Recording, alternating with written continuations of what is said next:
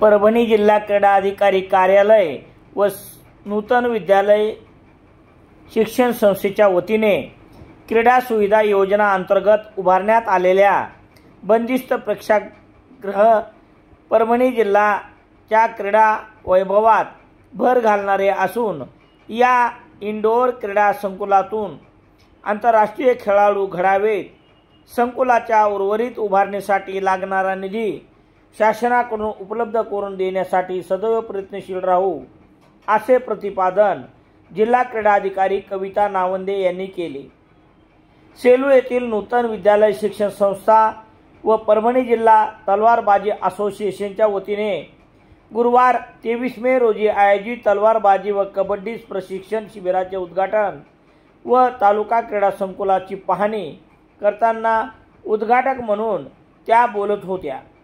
कार्यक्रमाच्या अध्यक्षांनी नूतन शिक्षण संस्थेचे अध्यक्ष डॉक्टर एस.एम. लोया, प्रमुख पाहुणे सचिव प्राचार्य डॉक्टर विनायकराव कोठेकर, सहसचिव जयप्रकाशजी बिहाने, डॉक्टर पांडुरंग रणमाळ, राज्य क्रीडा मार्गदर्शक संजय मुंडे, तालुका क्रीडाधिकारी नानक सिंग बक्षी, मुख्याध्यापिका सौ उज्ज्वला लड्डा, प्राध्यापक डॉक्टर के कदम यांची प्रमुख उपस्थिती होती।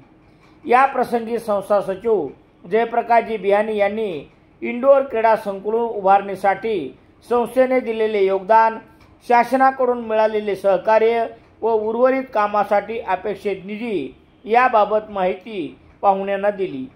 या प्रसंगी जिल्हा क्रीडा अधिकारी कविता नावंदे यांच्या संस्थेच्या वतीने शाल, श्रीफळ व अमृतायन हा विशेष अंक देऊन सत्कार करण्यात आला।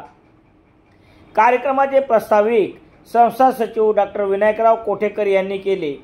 सूत्रसंचालन क्रीडा विभाग प्रमुख गणेश माळवे यांनी केले, तर सुभाष मोहकर यांनी उपस्थितांचे आभार मानले। प्रशिक्षण शिबिरात सहभागी झालेल्या सर्व खेळाडूंना तलवारबाजी व कबड्डीचे तंत्रशुद्ध प्रशिक्षण NIS खेळाडू संजय भूमकर, पांडुरंग रणमाळ हे देणार आहेत। या प्रशिक्षण शिबिराचा जास्तीत जास्त खेळाडू व विद्यार्थ्यांनी लाभ घ्यावा असे आवाहन संयोजकांनी केले आहे।